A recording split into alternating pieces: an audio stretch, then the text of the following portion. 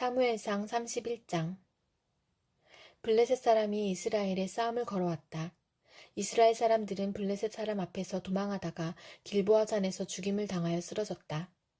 블레셋 사람들은 사울과 그의 아들들을 바싹 추격하여 사울의 아들 요나단과 아비나답과 말기수아를 죽였다. 싸움이 치열해지면서 전세가 사울에게 불리해졌다. 활을 쏘는 군인들이 사울을 알아보고 활을 쏘자 그가 화살을 맞고 중상을 입었다. 사울이 자기의 무기 담당 병사에게 명령하였다. 내 칼을 뽑아서 나를 찔러라. 저 할례받지 못한 이방인들이 와서 나를 찌르고 능욕하지 못하도록 하여라. 그러나 그 무기 담당 병사는 너무 겁이 나서 찌르려고 하지 않았다. 그러자 사울은 자기의 칼을 뽑아서 그 위에 엎어졌다. 그 무기 담당 병사는 사울이 죽는 것을 보고 자기도 자기의 칼을 뽑아 그 위에 엎어져서 사울과 함께 죽었다. 사울과 그의 세 아들과 사울의 무기 담당 병사가 이렇게 죽었다. 사울의 부하도 그날 다 함께 죽었다. 골짜기 건너편과 요단강 건너편에 살던 이스라엘 사람들은 이스라엘 군인들이 도망친 것과 사울과 그의 아들들이 죽은 것을 보고 살던 성읍들을 버리고 도망쳤다. 그래서 블레셋 사람이 여러 성읍으로 들어와서 거기에서 살았다. 그 이튿날 블레셋 사람이 죽은 사람들의 옷을 벗기러 왔다가 사울과 그의 세 아들이 길보아 산에 쓰러져 있는 것을 발견하였다. 그들은 사울의 목을 자르고 그의 갑옷을 벗긴 다음에 블레셋 땅 사방으로 전령들을 보내어 자기들이 섬기는 우상들의 신정과 백성에게 승리의 소식을 전하였다. 그런 다음에 그들은 사울의 갑옷을 아스다롯의 신전에 보관하고 사울의 주검은 벳산 성벽에 매달아 두었다. 길르앗 야베스의 주민들은 블레셋 사람들이 사울에게 한 일을 전해 들었다. 그래서 그들의 용사들이 모두 나서서 밤새도록 걸어 벳산까지 가서 사울의 주검과 그 아들들의 시체를 성벽에서 내려가지고 야베스로 돌아와 그 주검을 모두 거기에서 화장하고 그들의 뼈를 거두어다가 야베스에 있는 에셀나무 아래에 묻고 이레 동안 금식하였다. 고린도전서 11장. 내가 그리스도를 본받는 사람인 것과 같이 여러분은 나를 본받는 사람이 되십시오. 여러분이 나를 모든 면으로 기억하며 또 내가 여러분에게 전해준 대로 전통을 지키고 있으니 나는 여러분을 칭찬합니다. 그런데 각 남자의 머리는 그리스도요, 여자의 머리는 남자요, 그리스도의 머리는 하나님이신 것을 여러분이 알기를 바랍니다. 남자가 머리에 무엇을 쓰고 기도하거나 예언하는 것은 자기 머리를 부끄럽게 하는 것입니다. 그러나 여자가 머리에 무엇을 쓰지 않은 채로 기도하거나 예언하는 것은 자기 머리를 부끄럽게 하는 것입니다. 그것은 머리를 밀어버린 것과 꼭 마찬가지입니다. 여자가 머리에 아무것도 쓰지 않으려면 머리를 깎아야 합니다. 그러나 머리를 깎거나 미는 것이 여자에게 부끄러운 일이면 머리를 가려야 합니다. 그러나 남자는 하나님의 형상이요 하나님의 영광이니 머리를 가려서는 안 됩니다. 그러나 여자는 남자의 영광입니다.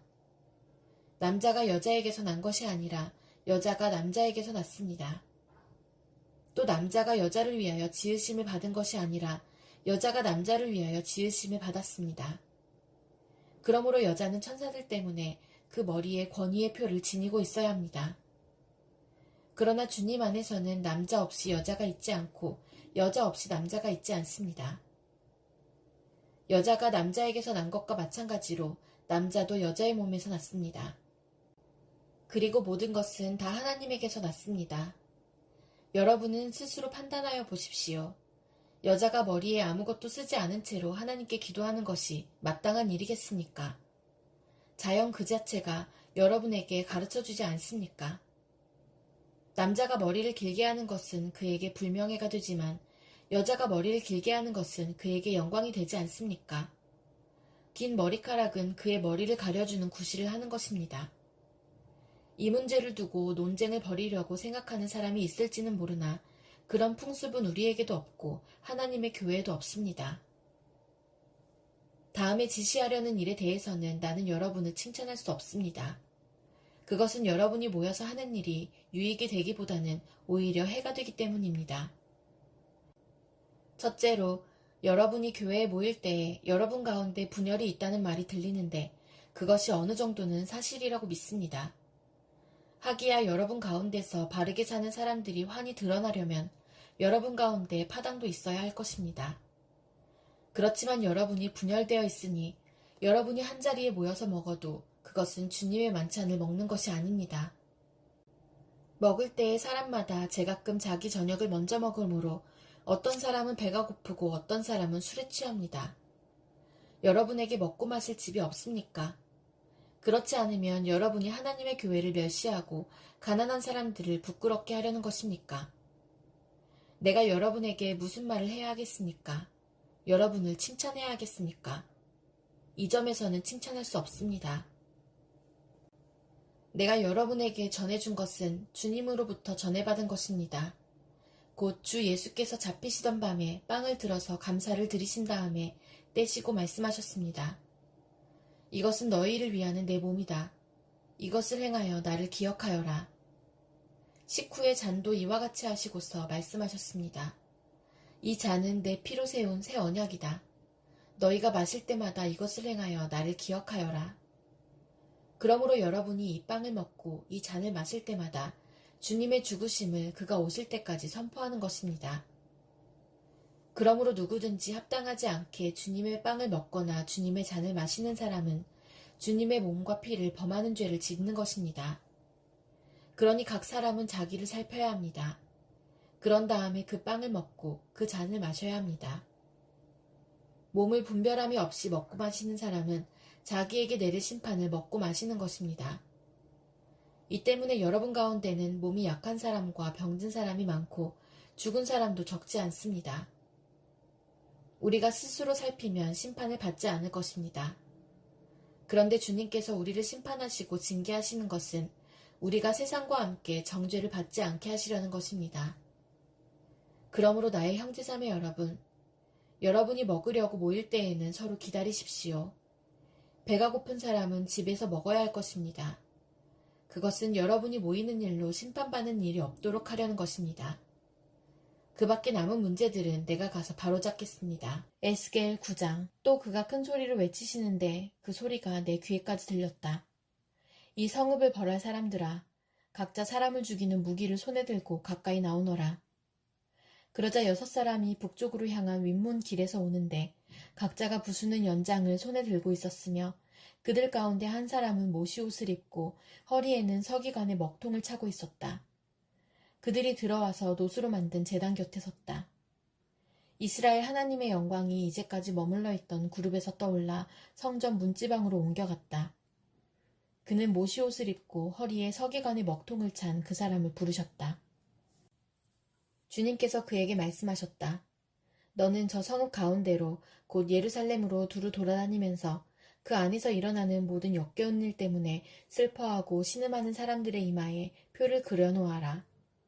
또 그는 내가 듣는 앞에서 다른 사람들에게 말씀하셨다. 너희는 저 사람의 뒤를 따라 성읍 가운데로 돌아다니면서 사람들을 쳐서 죽여라. 불쌍히 여기지도 말고 가엾게 여기지도 말아라. 노인과 젊은이와 처녀와 어린아이와 부녀들을 다 죽여 없애라.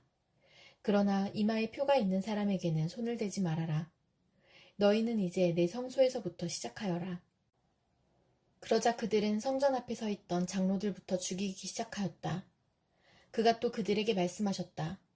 너희는 성전을 더럽혀라. 모든 뜰을 시체로 가득 채워라. 이제 나가보아라. 그러자 그들이 성읍 가운데로 나가서 사람들을 죽였다. 사륙이 계속되는 동안 나는 혼자 거기에 있었다. 나는 엎드려 얼굴을 땅에 대고 부르짖으며 아뢰었다. 주 하나님, 예루살렘에다가 이렇듯 주님의 진노를 쏟으시다니 이스라엘의 남은 사람들을 주님께서 친히 다 멸하실 작정입니까? 그가 나에게 말씀하셨다. 이스라엘과 유다 족속의 죄악이 너무나 크고 땅은 피로 가득 차 있고 이 성읍은 불법으로 꽉 차 있다. 그들은 내가 이 땅을 버렸으며 쳐다보지도 않는다는 말이나 하고 있다. 그렇기 때문에 나도 그들을 불쌍히 여기지 않으며 가엾게 여기지 않을 것이다. 나는 그들의 행실을 따라서 그들의 머리 위에 그대로 갚아줄 뿐이다. 그런데 모시옷을 입고 허리에 먹통을 찬 사람이 와서 보고하였다. 주님께서 저에게 명하신 대로 제가 다 수행하였습니다. 시편 48편. 주님은 위대하시니 우리 하나님의 성에서 그의 거룩한 산에서 그지없이 찬양을 받으실 분이시다. 우뚝 솟은 아름다운 봉우리, 온누리의 기쁨이로구나. 자폰산의 봉우리 같은 시온산은 위대한 왕의 도성. 하나님은 그 성의 여러 요새에서 자신이 피난처이심을 스스로 알리셨다. 보아라, 이방 왕들이 함께 모여 맹렬히 쳐들어왔다가 시온산을 보자마자 넋을 잃고 혼비백산하여 도망쳤다. 거기에서 그들이 큰 두려움에 사로잡혔으니 고통당하는 그들의 모습이 해산하는 여인과 같고 동풍에 파산되는 다시스의 배와도 같았다. 우리가 들은 바 그대로 우리는 만군의 주님께서 계신 성, 우리 하나님의 성에서 보았다. 하나님께서 이 성을 영원히 견고하게 하신다. 하나님의 성전 안에서 우리가 하나님의 한결같은 사랑을 되새겨 보았습니다. 하나님, 주님의 명성에 어울리게 주님을 찬양하는 소리도 땅끝까지 퍼졌습니다. 하나님의 오른손에는 구원의 선물이 가득 차 있습니다. 주님의 구원의 능력으로 시온산이 즐거워하고 유다의 딸들이 기뻐서 외칩니다. 너희는 시온성을 돌면서 그 성을 둘러보고 그 망대를 세어보아라. 너희는 그 성벽을 자세히 보고 그 궁궐을 찾아가 살펴보고 그 영광을 전해주어라. 하나님께서 영원토록 우리의 하나님이시니 영원토록 우리를 인도하여 주신다 하여라.